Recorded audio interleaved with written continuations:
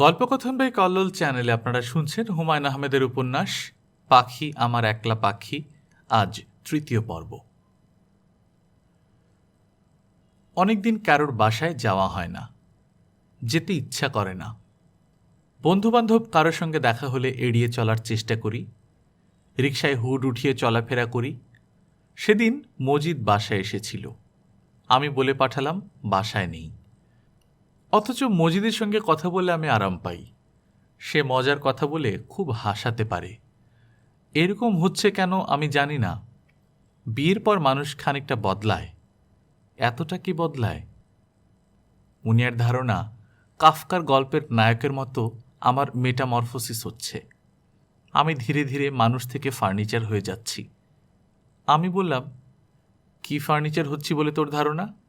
সে বলল, তুমি খুব ধীরে ধীরে একটা ইজি চেয়ার হয়ে যাচ্ছ। সত্যি বোধহয় তাই হচ্ছি। ছিলাম মানুষ, হয়ে যাচ্ছে ইজি চেয়ার। আমি রূপাকে ঘরে রেখে অনেকদিন পর বাড়ি থেকে বের হলাম। কোথায় যাব ঠিক করা নেই। রাস্তায় খানিকক্ষণ হাঁটব। মোড়ের সিগারেটের দোকান থেকে সিগারেট কিনলাম। দোকানদার আমার চেনা। সে হাসি মুখে বলল, ভাইজান রে তো আজকাল দেখি না। আমি কোনো উত্তর দিলাম না। এক ধরনের অস্বস্তি বোধ করতে লাগলাম। ব্যাটা কি কথার কথা বলছে, না সত্যি সত্যি লক্ষ্য করছে যে আমি আজকাল ঘর থেকে কম বেরোচ্ছি?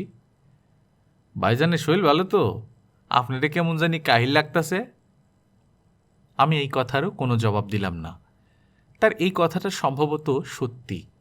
আমাকে কাহিল যে দেখাচ্ছে তা নিজেই বুঝতে পারছি, কারণ রাতে ভালো ঘুম হচ্ছে না। প্রায় জেগে জেগেই রাত পার করছি। আমার পাশে শুয়ে রূপা এক ঘুমে রাত পার করে দিচ্ছে।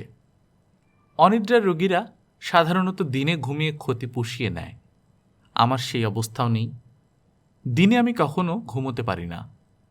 সিগারেটের দোকানের সামনে থেকেই আমি রিক্সা নিয়ে নিলাম। সেই রিক্সা নিয়ে চলে গেলাম শফিকের বাসায়। জানি তাকে পাওয়া যাবে না। সে কখনো রাত 10টার আগে বাসায় ফেরে না। শফিককে না পাওয়াই ভালো। পাওয়া গেলে ঘন্টা 2 সময় নষ্ট হবে। 2 ঘন্টার আগে সে ছাড়বে না। শফিক বাসায় না থাকলেও জানবে আমি এসেছিলাম। এতে এক ধরনের সামাজিকতা রক্ষা হবে। আমি নিজেও খানিকটা স্বস্তি পাব যে অকারণে রিকশায় করে ঘুরছি না, কাজে যাচ্ছি। শফিক বাসায় ছিল না। শফিকের ছোট বোন সুমি দরজা খুলে বিস্মিত গলায় বলল, ওমা, কি সর্বনাশ! আপনি? সুমি এবার ইন্টারমিডিয়েট পাশ করেছে। ডাক্তারিতে ভর্তি হবার জন্য দিনরাত পড়াশোনা করছে। কেমন আছিস রে সুমি? আমি তো ভালোই আছি। আপনি এরকম কঙ্কাল হয়ে গেছেন কেন? কঙ্কাল হয়ে গেছি? আয়না নেই আপনাদের ঘরে? তুই নিজে তো কঙ্কাল হয়ে গেছিস। হেভি পড়াশোনা হচ্ছে। তা হচ্ছে, তবে লাভ হবে না। গোল্লা খাবো। শফিককে ডেকে দে তো। ভাইয়া বাসায় নেই, ঢাকাতেও নেই, টাঙ্গাইল গেছেন। টাঙ্গাইল কেন? সাহিত্য সভা। ভাইয়া হচ্ছে বিশেষ অতিথি। বলিস কি রে? আমাকে নিয়ে যাবার জন্য খুব ঝোলাঝুলি করছিল, আমি যাইনি। খুব ভালো করেছিস। কোনো বুদ্ধিমান লোক সাহিত্য সভায় যায় না। আচ্ছা সুমি, আমি যাই। প্রধান অতিথি সাহেবকে বলিস আমি এসেছিলাম। 1 সেকেন্ড দাঁড়ান। দাদার একটা নতুন বই বের হয়েছে, বইটা নিয়ে যান। বই বেরিয়েছে মানে? ও বই লিখল কবে? বিয়ের পর তো আপনি নির্বাসিত জীবনযাপন করছেন। ভাইয়া বই লিখে ছাপিয়ে ফেলেছে। 1200 কপি ছাপিয়েছে। বন্ধুবান্ধবকে ধরে ধরে জোর করে বই কেনাচ্ছে। আপনার কাছে কি 40 টাকা আছে? 40 টাকা থাকলে 40 টাকা দিয়ে বই নিয়ে যান। বিনা পয়সাতে আপনাকে দিতাম। ভাইয়া শুনলে রাগ করবে। 40 টাকা আমার কাছে আছে, তুই বই নিয়ে আয়।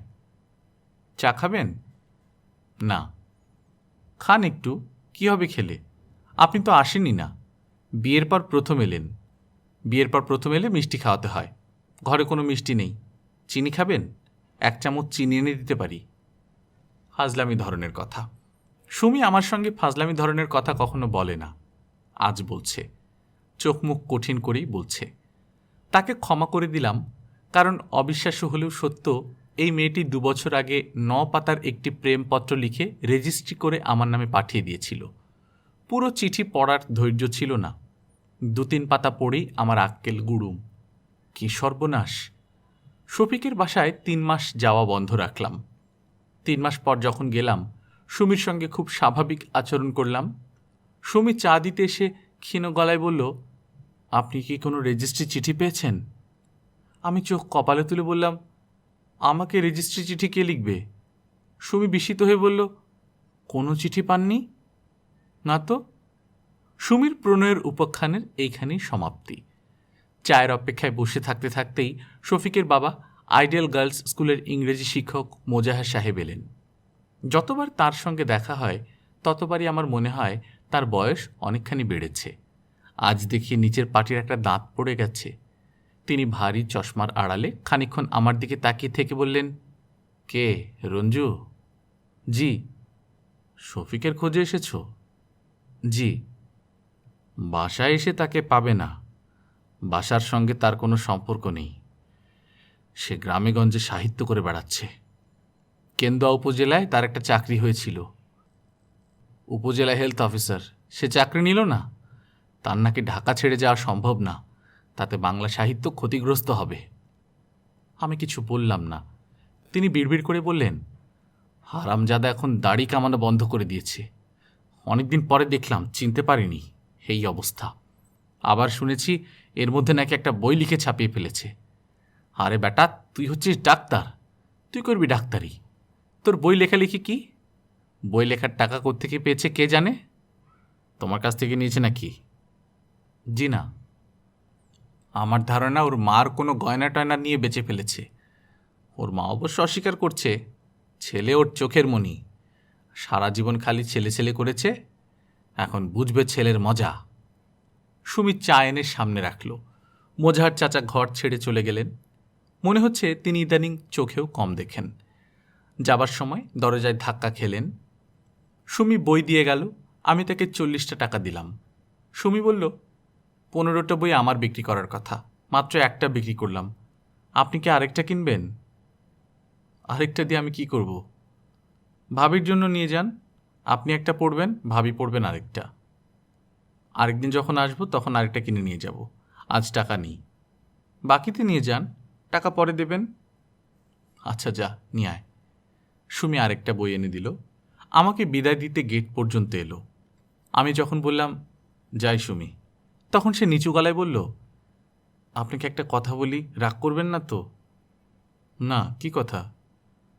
আপনার স্ত্রীর সাথে নাকি আপনার ছাড়াছাড়ি হয়ে যাচ্ছে। কে বলল? সুমি চুপ করে রইল। আমিও খানিকক্ষণ চুপ করে রাস্তায় পা বাড়ালাম। এই নিয়ে সুমির সঙ্গে কথাবার্তা বলার মানে হয় না। বাসায় সঙ্গে সঙ্গে রওনা হলাম না। অকারণে অনেকক্ষণ ঘোরাঘুরি করে রাত 11টা বাজিয়ে ফেললাম। বাসায় ফিরে দেখি রূপা খাওয়া দাওয়া করে ঘুমোবার আয়োজন করে ফেলেছে। লাবণ্যকে নিয়ে এসেছে তার ঘরে। আমার জন্যে বিন্দুমাত্র উদ্বেগও লক্ষ্য করলাম না। এত দেরি কোথায় করলাম তাও জানতে চাইল না। আমি নিজে থেকেই বললাম, শফিকের কাছে গিয়েছিলাম, ওর একটা বই বেরিয়েছে। রূপা মশারি ফেলতে ফেলতে বলল, আমার কাছ থেকে টাকা নিয়ে বই ছাপালো আর আমাকে বলল না। আশ্চর্য তো। তুমি টাকা দিয়েছ? আচ্ছা, লাবণ্যকে কি তার মার কাছে দিয়ে আসবো, নাকি সে থাকবে আমাদের সঙ্গে? খাট তো বড়ই আছে, থাকুক, কি বলো? থাকুক। তুমি কি খেয়ে এসেছ? না। খাবে না? না। রূপা মশারির ভেতরে ঢুকে পড়ল। আমি শফিকের বই খুলে কয়েকটা পাতা পড়ার চেষ্টা করলাম। চৈত্র মাসের দুপুরের কথা দিয়ে বইটার শুরু। একটা ছেলেকে দেখা যাচ্ছে ঝাঁঝা রোদে সাইকেল চালিয়ে যাচ্ছে। হঠাৎ টায়ার ফেটে যাওয়ায় সে মহাবিরক্ত। এই ছেলেটি বোধহয় নায়ক। তবে ছেলেটার নাম লোকমান। লোকমান নামের কেউ কি নায়ক হবে? মনে হয় না। ঔপন্যাসিকরা বাস্তববাদী লেখা যতই লিখুন না কেন, নায়ক নায়িকার নামের ব্যাপারে তারা খুব সাবধান। নায়কের নাম তারা রাখবেন শুভ্র, নায়িকার নাম নীলাঞ্জনা। বাতি জ্বালানো থাকবে? আমি বই থেকে চোখ না সরিয়ে বললাম, তোমার কি অসুবিধা হচ্ছে? না, আলো অন্ধকার কোনোটিতেই আমার অসুবিধা হয় না। তুমি কি বই শেষ করে তারপর শোবে? বুঝতে পারছি না, ঘুম পেলেই শোবো। রূপা হাই তুলতে তুলতে বলল, আজ কেন জানি আমার ঘুম আসছে না। এরকম আমার কখনো হয় না। আমি বললাম, এমন কি কিছু ঘটেছে যার জন্য তুমি ডিস্টার্ব হয়েছ? রূপা বলল, আমি কখনো ডিস্টার্ব হই না। কখনো না, মাঝে মাঝে হয়তো হই, তাতে ঘুমের অসুবিধা হয় না। রূপবতী মেয়েদের ডিস্টার্বেন্সের প্রধান কারণ হচ্ছে তার শরীর। সেই শরীরটাকে আমি তুচ্ছ করে দেখতে শিখেছি। এখন আমার অসুবিধা হয় না। তাছাড়া কি? থাক, অন্য একদিন বলবো। রূপা পাশ ফিরল, হয়তো ঘুমিয়েও পড়ল। লাবণ্য দুহাতে রূপার গলা জড়িয়ে ধরে আছে, মুখের সঙ্গে মুখ লাগিয়ে রেখেছে। আমি একই সঙ্গে শফিকের বই পড়ছি এবং রূপাকে দেখার চেষ্টা করছি। বই পড়ার এই হচ্ছে সমস্যা, বইয়ের দিকে তাকিয়ে পড়তে হয়। এমন কোনো ব্যবস্থা যদি থাকতো যে কোনো দিকে তাকিয়ে বই পড়া যেত, তাহলে ভালো হতো। গান শুনতে হলে গানের দিকে কান পেতে রাখতে হয় না, অথচ বই পড়তে হলে বইয়ের দিকে তাকিয়ে থাকতে হয়। আয় শোনো। রূপা উঠে বসেছে। আমি বললাম, কি ব্যাপার? খুব ঠান্ডা পানি খাওয়াতে পারবে ফ্রিজ থেকে? ঘুম আসছে না? আসছে, ঘুমোচ্ছিলাম, তৃষ্ণায় ঘুম ভেঙে গেল। আমি পানি আনতে গেলাম। সিঁড়ির গোড়ায় বাবার সঙ্গে দেখা হয়ে গেল। বাবার অনিদ্রা রোগ আছে। বাবার অনিদ্রা রোগটার একটা উপকারী দিকও আছে। গভীর রাতে তিনি যখন দেখেন তার মতো অন্য একজনও জেগে আছে, তিনি অত্যন্ত আনন্দিত বোধ করেন এবং খুশি মনে খানিকক্ষণ গল্প করেন। আমার উপর বাবা অসম্ভব বিরক্ত, কারণ আমি 2 বছর আগে পাশ করেছি, চাকরি বাকরির কোনো চেষ্টা করছি না, বিয়ে করে ফেলেছি কাউকে কিছু না জানিয়ে। অত্যন্ত রূপবতী একজন তরুণী আমার স্ত্রী, যার হাবভাব কেউ কিছু বুঝতে পারছে না, যার উপর প্রচণ্ড রকমের রাগ করার কিছু পাচ্ছে না, আবার যাকে ভালোবাসবার মতো কিছু পাওয়া যাচ্ছে না। সিঁড়ির গোড়ায় আমাকে দেখে বাবার মুখের কঠিন ভাব একটু নরম হলো। তিনি বললেন, এখনো ঘুমোতে যাসনি? আমি বললাম, ঘুম আসছে না। বাবার মুখের কঠিন ভাব আরও নরম হয়ে গেল। তিনি আন্তরিক গলায় বললেন, ঘুম না এলে অস্থির হবার কিছু নেই। প্রতি রাতে 6 ঘন্টা ঘুমোতেই হবে এমন কোনো কথা নেই। নেপোলিয়ন মাত্র 3 ঘন্টা ঘুমোতেন। লা মিজারেবলের লেখক ভিক্টর হিউগো যখন লেখালেখি করতেন, তখন দৈনিক গড়ে 2 ঘন্টা ঘুমোতেন। আমি বললাম, ও তাই নাকি? সবাইকে যখন দেখি ঘুমের জন্য মহাব্যস্ত, তখন আমি মনে মনে হাসি। বৌমা কি ঘুমোচ্ছে নাকি? বাবার সঙ্গে সঙ্গে বললেন, বৌমার ব্যাপারে কিছু কথা আমি তোর সঙ্গে ডিসকাস করতে চাই। যদিও খুব ভালো করে জানি ছেলের সঙ্গে এইসব ব্যাপার ডিসকাস করা উচিত না, তবে ছেলের বয়স যখন 21 ছাড়িয়ে যায়, তখন খানিকটা হলেও বন্ধুর পর্যায়ে আসে। আমি তোর সঙ্গে ডিসকাস করতে চাচ্ছি, not as a father but as a friend. করুন ডিসকাস। সিঁড়িতে দাঁড়িয়ে তো ডিসকাস করা যায় না। আয়, আমার ঘরে আয়। রূপার জন্য পানি নিয়ে যাওয়া হলো না। আমি বাবার ঘরে ঢুকলাম। বাবার ঘরটা এই বাড়ির সবচেয়ে বড় ঘর। আগে এই ঘরে বাবা এবং মা ঘুমোতেন, এখন বাবা একাই ঘুমান। মা থাকেন একতলায় মুনিয়ার সঙ্গে, কারণ স্বামীর সঙ্গে ছাড়াছাড়ির পর মুনিয়া 2 বার ঘুমের ওষুধ খাবার চেষ্টা করেছে। রাতে তাকে চোখে চোখে রাখতে হয়। বস রঞ্জু। আমি বসলাম। আমার গাটা একটু ছমছম করতে লাগলো। বাবার এই ঘরে শৈশবে অনেকবার আসতে হয়েছে, প্রতিবারই শাস্তি ভোগ করবার জন্য।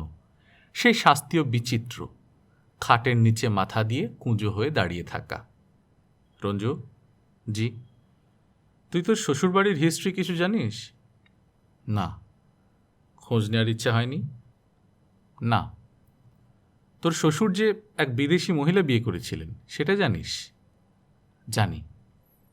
ওই বিদেশি মহিলার হিস্ট্রি জানিস? না। সে ছিল নর্তকী, নাইট ক্লাবে নাচত। খুব অথেন্টিক সোর্স থেকে এই খবরটা পেয়েছি। আমার ছেলেবেলার বন্ধু রহমান ওই দিন কথায় কথায় বলল। বলতে চায়নি, আমি খুঁটিয়ে খুঁটিয়ে বের করেছি। রহমান এবং তোর শ্বশুর একসঙ্গে বাইরে ছিল। সে রূপার মা সম্পর্কে যা বলল, ভয়াবহ। সেসব বলতে চাচ্ছি না।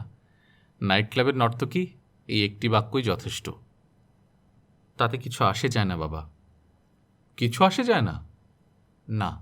22-23 বছর আগের ইতিহাস নিয়ে মাথা ঘামানোর কি আছে? ইতিহাস নিয়ে মাথা ঘামানোর কিছু না থাকলে স্কুল কলেজ ইউনিভার্সিটিতে ইতিহাস পড়ানো হয় কেন? বর্তমানের ভিত থাকে অতীতে। এই যে তোর স্ত্রীর কথাই ধর, তার স্বভাব, তার মানসিকতা সে নিয়ে আসবে তার মা বাবার কাছ থেকেই। আমি হাই তুলতে তুলতে বললাম, এটা ঠিক না বাবা। আমাকে দিয়ে দেখো, আমি কি তোমার মানসিকতা পেয়েছি? তুমি যেরকম, আমি মোটেও সেরকম না। কাজ ছাড়া তুমি 1 সেকেন্ডও থাকতে পারো না, আর আমি ঘন্টার পর ঘন্টা চুপচাপ বসে থাকতে পারি। তুমি মুহূর্তের মধ্যে রেগে আগুন হও, আমি কখনো রাগি না। তুই হচ্ছিস একটা মেষ। মেরি হ্যাড এ লিটল ল্যাম্বের এক ল্যাম্ব। এই কথা তুমি আমাকে অসংখ্যবার বলেছ। আমি কখনো কথা শুনে রেগে যাইনি, এখনও যাচ্ছি না। বাবা যাই, ঘুম পাচ্ছে। বাবা হঠাৎ গলার স্বর কঠিন করে বলে ফেললেন, আমি চাই না তুই তোর বউ নিয়ে এই বাড়িতে বাস করিস, তুই অন্য কোথাও উঠে যা। আমি বললাম, আচ্ছা। আমি কথার কথা বলছি না, সত্যি সত্যিই তাই চাচ্ছি। শিগগিরই সব সমস্যার সমাধান করে ফেলবো বাবা, এখন যাই। আমি উঠে চলে এলাম। ফ্রিজ থেকে ঠান্ডা পানির বোতল নিয়ে এসেছি, কিন্তু রূপা ঘুমোচ্ছে। আহ, কি সুন্দর লাগছে তাকে দেখতে। বাবার ঘরে ডাক পড়েছে। জজিয়তির অভ্যাস তিনি এখনও ছাড়তে পারেননি। কিছুদিন পরপর তিনি জাজ সাহেবের ভূমিকায় নামেন। অভিযোগ আমার বিরুদ্ধে হলেও পুরো বিষয়টির নেপথ্যে যে রূপা আছে তা বুঝতে পারছি। তবে কোন কোন বিষয়ে আলোচনা হবে তা বুঝতে পারছি না। এ জাতীয় বিচার সভা এর আগেও হয়েছে। শুরুটা হয় আন্তরিক ভঙ্গিতে, টিপটে চা থাকে, চা খাওয়া হয়, টুকটাক কথা হয়। শীতকালে বলা হয় বেশ শীত পড়েছে, গরমকালে অত্যধিক গরম নিয়ে বিরক্তি প্রকাশ করা হয়। চা শেষ হবার পর বাবা তার ইজি চেয়ারে আধশোয়া হয়ে বসেন। প্রসঙ্গত উল্লেখ্য, বারান্দার ইজি চেয়ার এই উপলক্ষে বাবার ঘরে নেওয়া হয়। খানিকক্ষণ তার পা নাচে, একসময় পা নাচা বন্ধ হয়। তিনি চোখ বন্ধ করে বলেন, রঞ্জু, তোমাকে আমার দু একটা কথা বলার আছে। দেখা যায় দুই একটা না, তার অসংখ্য কথাই বলার আছে। বাবার স্মৃতিশক্তি খুব একটা ভালো বলে আমার কখনো মনে হয়নি, কিন্তু আশ্চর্যের ব্যাপার, আমার বিষয়ে তার স্মৃতিশক্তি অসম্ভব তীক্ষ্ণ। 4 বছর বয়স থেকে আমি কি কি অপরাধ করেছি তা এক এক করে বলা হয়। মোটামুটি চরিত্র বিশ্লেষণ যাকে বলে। সব অপরাধ নিয়ে কথা বলা শেষ হলে সেদিনের আলোচ্যসূচি আসে। ঘণ্টা 2 সময় লাগে তাতে। এই 2 ঘণ্টা বাবা খুব উপভোগ করেন বলেই আমার ধারণা। আজ বাবার বিখ্যাত বিচার সভা বসল রাত 10টায়। এই জাতীয় সভায় পরিবারের সকল সদস্যের উপস্থিতি বাঞ্ছনীয়। কিন্তু বাবু সভা শুরুর আগেই বলল, আমি থাকতে পারবো না, পড়া ফেলে এসেছি। বাবা বললেন, 10-15 মিনিটের তোমার পড়া মাথায় উঠবে না, বসো। বাবু গম্ভীর গলায় বলল, আমার পড়াশোনার ব্যাপারটা আমি দেখব, এই বিষয়ে কেউ কিছু বললে আমার ভালো লাগে না। আমি ঠিক ঘড়ি দেখে 20 মিনিট থাকব, এর মধ্যে যার যা বলার বলে শেষ করতে হবে। বলেই বাবু হাত ঘড়ির দিকে তাকিয়ে সময় দেখে নিল। বাবুর এইসব কাণ্ডকারখানা সভার চরিত্র খানিকটা বদলে দিল। সভা পুরনো রুটিন মতো অগ্রসর হল না।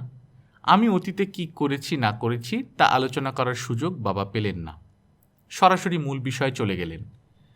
আমি সবাইকে এখানে ডেকেছি বোমা সম্পর্কে 2 একটা কথা বলার জন্য।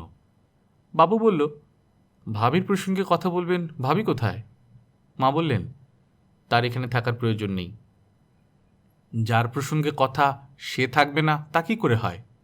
বাবা বললেন, তুই খুব বিরক্ত করছিস। তার এখানে থাকার প্রয়োজন কেন নেই তা কিছুক্ষণের মধ্যেই বুঝতে পারবি। একটা সিনেমা পত্রিকায় তার একটা ছবি ছাপা হয়েছে, সেটা নিয়েই 2 একটা কথা বলতে চাই। বাবু বিস্মিত গলায় বলল, ভাবি ছবি করছে, কাজেই সিনেমা পত্রিকায় তার ছবি ছাপা হবেই। খেলাধুলো করলে স্পোর্টস পত্রিকায় ছবি ছাপা হতো। বাবা বললেন, তুই বেশি বকবক করছিস, যা তুই তোর ঘরে গিয়ে পড়াশোনা কর, চলে যা। বাবু ঘড়ি দেখে বলল, 20 মিনিট এখনো হয়নি, 20 মিনিট হোক তারপর যাব। মা বললেন, যেরকম ছবি ছাপা হয়েছে কোনো ভদ্র ঘরের মেয়ের সেরকম ছবি ছাপা হয় না। পুকুর থেকে উঠে আসছে, সারা শরীর ভেজা, শাড়ি গায়ে লেপ্টে আছে, ব্লাউজ নেই। আমার বলতেও ঘেন্না লাগছে। এই পরিবারের একটা সম্মান আছে, 10 জনের সঙ্গে মিলেমিশে আমাদের থাকতে হয়।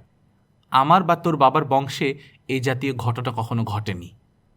বাবু বলল, তোমাদের বংশে কোনো অভিনেত্রী ছিল না বলে এ জাতীয় ঘটনা ঘটেনি, অভিনেত্রী থাকলে ঘটত। বাবু তুই উঠে যা, তোর মাথা গরম হয়ে আছে। বাবু ঘড়ি দেখে বলল, এখনো 10 মিনিট আছে, 10 মিনিট পার হোক তারপর যাব। 10 মিনিট কেউ কোনো কথা বলল না। চারদিক নিস্তব্ধ। 10 মিনিটকে মনে হলো অনন্তকাল। বাবু উঠে যাবার পর মা বললেন, আমি এই বিষয়ে বোমার সঙ্গে কথা বলেছি। বোমা বলল সে নাকি ছবি ছাপানোয় সম্মানহানির কিছু দেখতে পায়নি। আমি তাকে বললাম এই বাড়িতে থেকে এসব জিনিস করা যাবে না। সে বললে এ বাড়িতে আমি বেশি দিন থাকব না, অল্প কটা দিন। এই কথার মানে কি তাই আমি জানতে চাই। রঞ্জু সেই কথা কেন বলল? আমি বললাম, জানি না। সত্যি জানিস না? না। এখন তো জানলি, এখন কি করবি? আমার কিছুই করার নেই। ও কি করবে না করবে সেটা ওর ব্যাপার। তুই ওকে কিছুই বলবি না? না। ও যে তোকে জাদু করে রেখেছে তা তুই বুঝতে পারছিস না? না। বাবা বললেন, আমার এই বাড়িতে বাস করে তুমি যে উদ্ধত ভঙ্গিতে কথা বলছো তা আমার কাছে অত্যন্ত বিস্ময়কর বলে মনে হচ্ছে। তুমি কি করবে না করবে তা তোমার ব্যাপার, তবে আমি তোমার জায়গায় হলে কঠিন শাস্তির ব্যবস্থা করতাম। আমি বললাম, কীরকম শাস্তি? খুন করার কথা বলছেন? বাবা দীর্ঘ সময় আমার দিকে তাকিয়ে রইলেন, যাকে বলে বাক্যহারা। মুনিয়া অস্বস্তি নিয়ে একবার মার মুখের দিকে একবার বাবার মুখের দিকে তাকাচ্ছে। বাবা বললেন, দেখি এক গ্লাস পানি। মুনিয়া পানি আনতে গেল। তার ফিরে আসতে বেশ সময় লাগল। এই সময়টুকু বাবা চুপচাপ রইলেন, বোধহয় কি বলবেন গুছিয়ে নিচ্ছেন। রঞ্জু, জি? আমার অনেক দিন থেকেই মনে সন্দেহ তুমি মানসিক দিক দিয়ে ঠিক স্টেবল নও। আজ নিশ্চিত হয়েছি। ও, ইনস্যানিটি এক ধরনের অসুখ যা দ্রুত বাড়তে থাকে। আমি হাসির একটা ভঙ্গি করলাম। বাবা হতভম্ব হয়ে বললেন, হাসছো কেন? চুপ করে থাকবে না, বলো হাসছো কেন? মুনিয়া বলল, বাবা তুমি বেশি রেগে যাচ্ছ। মা, মিটিংটা আজ থাক। বাবা বললেন, না, আমার কথা শেষ হয়নি। এই বদ ছেলে সাদা চামড়ার এক মেয়ে বিয়ে করে ধরাকে সরা দেখছে। ওকে বাড়ি থেকে বের হয়ে যেতে বল। সে যেন কালই তার বউয়ের হাত ধরে বাড়ি থেকে বিদায় হয়। আমি শান্ত ভঙ্গিতে ঘরে ফিরে এলাম। রূপা বলল, কি ব্যাপার, তোমাদের কিসের মিটিং? আমি হাই তুলতে তুলতে বললাম, তেমন কিছু না। কোনো সমস্যা হয়েছে? না। সমস্যা হলে আমাকে বলতে পারো। আমি যেহেতু তোমাদের পরিবারের কোনো সদস্য না, তোমাদের অনেক সমস্যা অবজেক্টিভলি দেখতে পারবো। আমি শফিকের বই হাতে নিয়ে ইজি চেয়ারে গায়ে এলিয়ে দিলাম। রূপা বলল, বইটা রাখো তো, আমার দিকে তাকাও। আমি তাকালাম। রূপা বলল, বাবুর সঙ্গে আমার কথা হচ্ছিল। সে বলল তুমি নাকি একটা খুন করতে চাও, আ পারফেক্ট মার্ডার। সত্যি? আমি জবাব দিলাম না। রূপা বলল, কাকে খুন করতে চাও? আমাকে? আমি চুপ করে রইলাম। আপত্তি না থাকলে বলতে পারো, আমরা দুজনে ব্যাপারটা নিয়ে ডিসকাস করতে পারি। মানুষ হিসেবে তুমি বেশ অদ্ভুত, এই জন্যই তোমাকে আমার এত পছন্দ। তোমাকে যে আমি প্রচণ্ড রকম ভালোবাসি সেটা কি তুমি জানো? না। তুমি আসলে কিন্তু জানো, শুধু মুখে বলছো না। তুমিও আমাকে প্রচণ্ড ভালোবাসো, তবে ভালোবেসে সুখ পাচ্ছ না, তাই না? আমি চুপ করে রইলাম। রূপা বলল, সত্যিকারের ভালোবাসার একটা বড় লক্ষণ কি জানো? ভালোবেসে সুখ পাওয়া যায় না, কখনোই না। আমি সারাক্ষণ তোমার পাশে বসে থাকলেও তোমার মনে হবে কেউ নেই, পাশে কেউ নেই, আর তখনই তোমার ভালোবাসার মানুষকে খুন করে ফেলার ইচ্ছা হয়। আলোচনা অগ্রসর হলো না। লাবণ্য এসে ঢুকল, তার কোলে ছোট্ট বালিশ। রূপা বলল, কি খবর লাবণ্য? লাবণ্য গম্ভীর গলায় বলল, তোমার বিছানায় কি জায়গা আছে? কেন বলো তো? আমি তোমাদের সঙ্গে ঘুমোবো। প্রচুর জায়গা আছে লাবণ্য, প্রচুর জায়গা। আমি ঘুমিয়ে পড়লে মা যদি নিতে আসে তাহলে কিন্তু মাকে নিষেধ করবে। অবশ্যই নিষেধ করব। লাবণ্য ঘুমিয়ে পড়ল এবং তার প্রায় সঙ্গে সঙ্গেই মুনি উপস্থিত হলো। সে তার মেয়েকে নিয়ে যেতে এসেছে। রূপা বলল, মেয়েকে তো দেয়া যাবে না। দেয়া যাবে না মানে? ও ঘুমোতে যাবার আগে বলে গেছে ওকে যেন তোমার হাতে তুলে না দেয়া হয়। আমি ওকে কথা দিয়েছি, রাতে ঘুম ভাঙলে কাঁদবে। কাঁদলে তোমার কাছে দিয়ে আসবো, তুমি এখন ওকে নিতে পারবে না। আমি আমার মেয়ে নিয়ে যেতে পারবো না? তুমি কি বলছো? আজ রাতে পারবে না, অসম্ভব। সম্ভব অসম্ভব তুমি আমাকে শেখাতে এসো না। মুনিয়া তার মেয়েকে তুলে নিয়ে গেল। রূপা আমার দিকে তাকিয়ে সহজ গলায় বলল, ঘুমোতে এসো। আমি বললাম, তুমি ঘুমাও, আমি একটু পরে আসছি। আমি শফিকের উপন্যাসটা নিয়ে বসলাম। উপন্যাসটা গত 10 দিন ধরে পড়ার চেষ্টা করছি। কয়েক পাতা পড়ার পরই বাধা পড়ে, আবার গোড়া থেকে শুরু করি। প্রথম 7 পাতা আমার 10 বার পড়া হয়েছে। এতে মজার একটা ব্যাপার হয়েছে, কোন লাইনের পর কোন লাইন আমার জানা হয়ে গেছে। একটা পরিচিত গান শুনতে যেমন ভালো লাগে, পরিচিত উপন্যাস পড়তেও দেখি তেমনই আনন্দ। রূপা বলল, 70 পৃষ্ঠার একটা বই শেষ করতে তোমার এতদিন লাগছে? আমি বললাম, বইটা মুখস্থ করার চেষ্টা করছি। ও আচ্ছা। রূপা বিছানায় শুতে শুতে বলল, শফিক কি তোমার খুব ভালো বন্ধু? একসময় ছিল, এখন না। তোমার বন্ধুবান্ধব তেমন নেই, তাই না? কিছু কিছু আছে। নাম বলো তো। আমি চুপ করে গেলাম। পড়ার মাঝখানে বাধা পড়েছে, আবার গোড়া থেকে পড়া শুরু করা দরকার। ঠিক মন বসাতে পারছি না। রূপা চুল আঁচড়াচ্ছে, বারবার ওইদিকে চোখ চলে যাচ্ছে। রূপা বলল, চা খাবে? না। মনে হচ্ছে উপন্যাসটা আবার গোড়া থেকে শুরু করেছ? মুখস্থ হয়েছে খানিকটা? এখনও না। লিখে লিখে প্র্যাকটিস করো, তাড়াতাড়ি হবে। উপন্যাসটা খুব সুবিধার লাগছে না। নায়ক কোনো কাজকর্ম করে না, ঢাকা শহরে ঘুরে বেড়ায়, কখনো সাইকেলে, কখনো পায়ে হেঁটে। মনে হচ্ছে তার হাঁটাতেই আনন্দ। ঝাঁ ঝাঁ দুপুরে শুধু হাঁটে। মাঝে মাঝে একটা বাড়ির সামনে দাঁড়ায়, তৃষিত নয়নে তাকিয়ে থাকে। হঠাৎ হঠাৎ সেই বাড়ির বারান্দায় একজন রূপবতী তরুণীকে দেখা যায়। তাদের মধ্যে কোনো কথা হয় না। দেখা হলো, এই একমাত্র আনন্দ। রূপবতী তরুণীর যে বর্ণনা আছে, তার সঙ্গে রূপার খুব মিল। ব্যাপারটা অস্বস্তিকর। মিল আর একটু কম থাকলে ভালো হতো। বাঙালি মেয়ের নীলবর্ণ চোখ খুব বিশ্বাসযোগ্যও নয়। বই বন্ধ করে আমি বারান্দায় এসে দেখি, অনিদ্রা রোগে আক্রান্ত আমার জাজ সাহেব বাবা ইজি চেয়ারে বসে আছেন। বাবার ঘর থেকে ইজি চেয়ার আবার ট্রান্সফার হয়েছে বারান্দায়। বাবার হাতে চায়ের কাপ। তিনি নিঃশব্দে চা খাচ্ছেন। গভীর রাতের এই চা তিনি নিজে বানান। তার বানানো চা একদিন খেয়ে দেখতে হবে। তাকে কি বলবো, বাবা এক কাপ চা বানিয়ে দাও? যদি বলি, তিনি কিভাবে রিয়্যাক্ট করবেন? রঞ্জু, জি? আজ রাতে তোমার সঙ্গে যেসব কথা বলেছি, তার জন্য আমি দুঃখিত এবং খানিকটা লজ্জিত। দুঃখিত বা লজ্জিত হবার কিছু নেই বাবা। আপনি যা বলেছেন ঠিকই বলেছেন। না, ঠিক বলিনি। তোমার উপর অবিচার করা হয়েছে। I am sorry. চেয়ারটায় বসো। আমি বসলাম।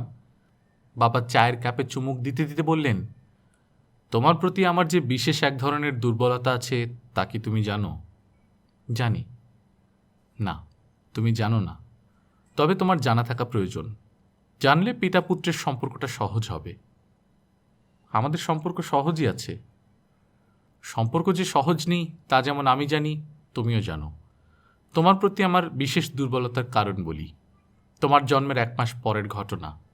আমি তোমাকে কোলে নিয়ে হাঁটছি। ছোট বাচ্চা কোলে নিয়ে হাঁটার অভ্যেস নেই। হঠাৎ কী যে হলো, তুমি আমার কোল থেকে নিচে পড়ে গেলে। এই ঘটনা আমি জানি, অনেকবার শুনেছি।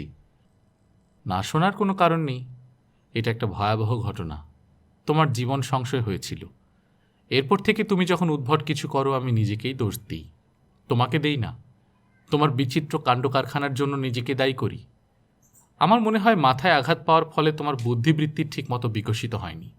এর ফল খুব শুভ হয়নি। তুমি ভয়াবহ ধরনের প্রশ্রয় পেয়েছ, আর প্রশ্রয়ের ফল কখনো শুভ হয় না। আমার কথা তো শুনলে। এখন তোমার কি কিছু বলার আছে? আছে। বলো, আমি শুনব। খুব পেশেন্ট হিয়ারিং দেব। আমি সহজ গলায় বললাম, বাবা, আপনি কি আমাকে 1 কাপ চা বানিয়ে খাওয়াবেন? জাজ সাহেব বাবা হতভম্ব হয়ে আমার দিকে তাকিয়ে রইলেন। আমি তাকিয়ে রইলাম সজনে গাছটার দিকে। গাছটা মরে যাচ্ছে, ধীরে ধীরে মরছে। মুনিয়ার ঘর থেকে কান্নার শব্দ ভেসে আসছে।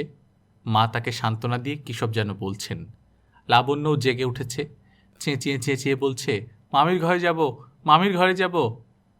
ছাদের সিঁড়িতে খটখট শব্দ করতে করতে বাবু নেমে এলো। তার চোখে মুখে চাপা আতঙ্ক।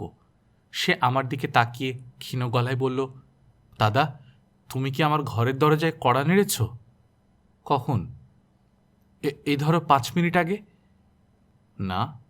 বাবু চোখ বড় বড় করে বলল, দাদা, একটু আসো তো আমার ঘরে। বাবাকে ইজি চেয়ারে রেখে আমি বাবুর সঙ্গে ছাদে গেলাম। বাবু বলল, ঘুমোচ্ছিলাম বুঝলে, কড়া নাড়ার শব্দে ঘুম ভাঙল। আমি বললাম, কে? কোনো উত্তর নেই। আবার কড়া নাড়া। দরজা খুলে দেখি কেউ নেই। ব্যাপার কি বলো তো? আমি শান্তস্বরে বললাম, ভূত বলেই তো মনে হচ্ছে। ভূত মানে? কি বলছো তুমি? ভূত আবার কি? ভূত হচ্ছে অশরীরী আত্মা। তোদের ফিজিক্স কি ভূত স্বীকার করে না? দাদা, তুমি আমার সামনে থেকে যাও। উদ্ভট সব কথাবার্তা। ভূত, আমি কি কচি খোকা? আমি বললাম, তুই এক কাজ কর, বাতি নিভিয়ে দরজা বন্ধ করে বসে থাক। ভূত হলে আবার কড়া নাড়বে। ওর নিশ্চয়ই ব্যক্তিগত কোনো সমস্যা আছে, তোর সঙ্গে ডিসকাস করতে চায়। দাদা, তুমি নিচে যাও, তোমাকে বলাই ভুল হয়েছে। আমি আমার ঘরে ঢুকে দেখি রূপাও জেগে আছে।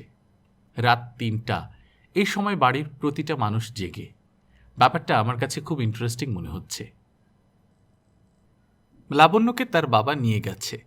১ ঘন্টার মধ্যে ফেরত দিয়ে যাবার কথা, ফেরত দেয়নি। ৪ ঘন্টা পার হয়ে গেছে। দুপুর ১টার সময় নিয়েছে, এখন বাজছে ৫টা। শীতের সময় ৫টাতেই চারদিক অন্ধকার। মুনিয়ার মাথা খারাপের মতো হয়ে গেছে। আমি বললাম, চোর ডাকাত তো মেয়েকে নেয়নি, মেয়ের বাবা নিয়ে গেছে, ফিরতে দেরি হচ্ছে, হয়তো ট্রাফিক জ্যামে আটকা পড়েছে। মুনিয়া তীক্ষ্ণ গলায় বলল, ট্রাফিক জ্যামে আটকা পড়লে ৩ ঘন্টা লাগবে? তাহলে অন্য কোনো ব্যাপার। তারা হয়তো ঠিক করেছে রাতে একসঙ্গে ডিনার করবে কোনো একটা চাইনিজ রেস্টুরেন্টে। চুপ কর, আমাকে না বলে চাইনিজ রেস্টুরেন্টে নেবে? মেয়ে তার না আমার। দুজনেরই 50-50। আমি ৯ মাস পেটে ধরলাম, আর মেয়ে দুজনেরই 50-50। অনুচিত ধরনের ভাগাভাগি তো বটেই, কিন্তু অনুচিত হলেও কিছু করার নেই, সমাজ ঠিক করে দিয়েছে। মুনিয়া এমনভাবে তাকাচ্ছে যেন আমিই সেই সমাজ, এক্ষুনি সে ঝাঁপিয়ে পড়বে আমার ওপর। তাকে দেখাচ্ছে বাঘিনীর মতো। আমি বললাম, তুই আমার দিকে এমন করে তাকাচ্ছিস কেন? সমাজের নিয়মকানুন তো আমার তৈরি না। দাদা, তুই ওর খোঁজ নিয়ে আয়। কোত্থেকে খোঁজ আনবো? বাসায় যাব? তুই যেভাবে তাকাচ্ছিস তাতে তো মনে হয় বাসায় যাওয়াই উচিত। ঠিকানা দে, যাচ্ছি। ঠিকানা জানি না। Telephone number? মুনিয়া কোনো কথা বলল না। দেখা গেল সে টেলিফোন নাম্বারও জানে না। আমি বিস্মিত হয়ে বললাম, টেলিফোন নাম্বার, ঠিকানা তুই কিছুই জানিস না? ওই পিশাচটার ঠিকানা আমি রাখবো কেন? তা তো বটেই, তার কোনো আত্মীয় স্বজনের ঠিকানা আছে, সেখান থেকে পিশাচ সাহেবের ঠিকানা বের করার একটা চেষ্টা চালানো যেতে পারে। কারো ঠিকানাই আমি জানি না। ওর এক মামা থাকে নারায়ণগঞ্জে, কোথায় জানি না, মোজা কারখানার ম্যানেজার। আমি বললাম, এই ক্ষেত্রে কিছুই করার নেই, রাত ৮টা পর্যন্ত অপেক্ষা কর, এর মধ্যে এসে পড়বে। পিশাচ সাহেব নতুন সংসার পেরেছেন, এর মধ্যে একটা মেয়ে নিয়ে ঢুকাবেন না। ঢুকালে তারই যন্ত্রণা। মেয়েকে তোর কাছেই দিয়ে যাবেন, অপেক্ষা করতে থাক। মুনিয়া উঠে চলে গেল। আমি অলস ভঙ্গিতে শফিকের উপন্যাসের পাতা উল্টাচ্ছি। আমারও কিছু করার নেই। রূপা খুব ভোরবেলায় সেজেগুজে বের হয়ে গেছে। কোথায় যাচ্ছে জিজ্ঞেসও করিনি, সেও কিছু বলেনি। শুধু ঘর থেকে বেরোবার সময় বলল, ২ দিন ধরে তুমি দাড়িগোঁফ কামাচ্ছ না, তোমাকে দেখাচ্ছে ব্যর্থ প্রেমিকের মতো। আজ ফিরে এসে যেন তোমাকে ক্লিন শেভ দেখতে পাই। এই পর্যায়ে আমি খুব সহজেই বলতে পারতাম কখন ফিরবে। বলিনি, বলতে ইচ্ছা করেনি। রূপা যখন ঘরে থাকে না, তখন আমারও ঘরে থাকতে ইচ্ছা করে না। তারপরেও আমি আজ সারাদিনই ঘরেই ছিলাম। এখন আর ঘরে থাকতে ইচ্ছা করছে না। শফিকের উপন্যাসের নায়কের মতো রাস্তায় নেমে পড়তে ইচ্ছা করছে। সাইকেল থাকলে ভালো হতো, সাইকেলে করে ঘুরতাম। রফিকের উপন্যাসের নায়ক লোকমান রাতের বেলা সাইকেলে করে ঘুরে এবং মাঝে মাঝে সাইকেলের সঙ্গে গল্প করে। সাধারণত সাইকেলের সঙ্গে আলাপ আলোচনা খুব দার্শনিক ধরনের হয়, যেমন নায়ক বলল, পথের শেষ কোথায়? সাইকেল টুনটুন করে ঘন্টা বাজিয়ে ঘন্টাতেই উত্তর দিল, পথের শুরুতেই হচ্ছে পথের শেষ। তার মানে কি? মানে খুব সহজ, শুরুই শেষ, আবার শেষই শুরু। বুঝতে পারছি না। বুঝতে না পারার কিছু নেই। পথ হচ্ছে জীবনের মতো, জীবনের শেষ হচ্ছে জীবনের শুরুতে, পথের বেলাতেও তাই। তাহলে ভালোবাসার শেষ কোথায়? ভালোবাসার শেষ হচ্ছে ঘৃণার শুরুতে। লোকমান সাহেব এবং সাইকেলের কথাবার্তার এই হচ্ছে সামান্য নমুনা। উপন্যাস যত এগোতে থাকে কথাবার্তা ততই জটিল হতে থাকে। এমন দার্শনিক ধরনের সাইকেল লোকমান কোথায় পেয়েছে কে জানে। আমি কাপড় পাল্টালাম, ঠিক করলাম রাত 11টা পর্যন্ত বাইরে থাকব। বাসায় ফিরে এসে যেন দেখি লাবণ্য ফিরেছে, রূপাও ফিরেছে, মুনিয়া শান্ত হয়েছে। বাড়ি থেকে বের হবার আগে বাবার ঘরে উঁকি দিলাম। বাবা অবেলায় বিছানায় শুয়ে আছেন। তিনি আমার দিকে না তাকিয়েই বললেন, কে? বাবা, আমি রঞ্জু। কী ব্যাপার? আপনার কাছে কি 1,000 টাকা হবে? কী জন্যে? আমার একটু দরকার ছিল, ব্যক্তিগত প্রয়োজন। আমার টাকা তোমার ব্যক্তিগত প্রয়োজন মেটানোর জন্যে তা মনে করার কোনো কারণ দেখছি না। ও আচ্ছা, তাহলে থাক। প্রয়োজনটা কি? ভাবছি একটা সাইকেল কিনব। বাবা বিছানায় উঠে বসলেন, তীক্ষ্ণ গলায় বললেন, কি বললে? একটা সাইকেল কিনব। ওয়াই? রাতে ট্রাফিক কম থাকে, তখন সাইকেলে করে রাস্তায় রাস্তায় ঘুরব। কেন?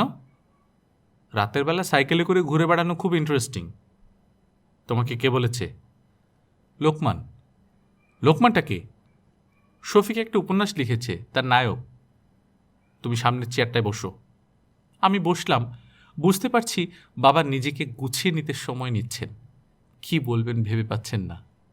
রঞ্জু, জি? তোমার ব্যাপার আমি কিছুই বুঝতে পারছি না, এসব কি বলছো? বাবুর কাণ্ড কারখানার কোনো আগামাথা পাচ্ছি না। সে দেখি বারান্দায় ক্যাম্প খাটে ঘুমোচ্ছে। তাকে বললাম কি ব্যাপার? সে বলল চিলে কোঠার ঘরে তার নাকি একা ঘুমোতে ভয় লাগে, ভূতের উপদ্রব। আমি সহজ গলায় বললাম, একটা ভূত তাকে খুব বিরক্ত করছে, ঘুমোলেই কড়া নেড়ে ঘুম ভাঙিয়ে দেয়, এই জন্যই বারান্দায় ঘুমোচ্ছে। বারান্দায় তো আর কড়া নাড়ার কোনো ব্যবস্থা নেই। বাবা অনেকক্ষণ এক দৃষ্টিতে আমার দিকে তাকিয়ে থেকে বললেন, আচ্ছা তুমি যাও, 3,000 টাকা আমি তোমাকে দেব। এখন দিতে পারছি না, ব্যাংক থেকে তুলতে হবে। লোকমানের মতো রাস্তায় রাস্তায় ঘুরে বেরিও। লোকমানের মতো আমি ঘণ্টাখানেক রাস্তায় হাঁটলাম। তারপর গেলাম শফিকের খোঁজে। যথারীতি শফিক নেই। তার বোন সুমি বিস্মিত হয়ে বলল, আপনি আপনি কোত্থেকে?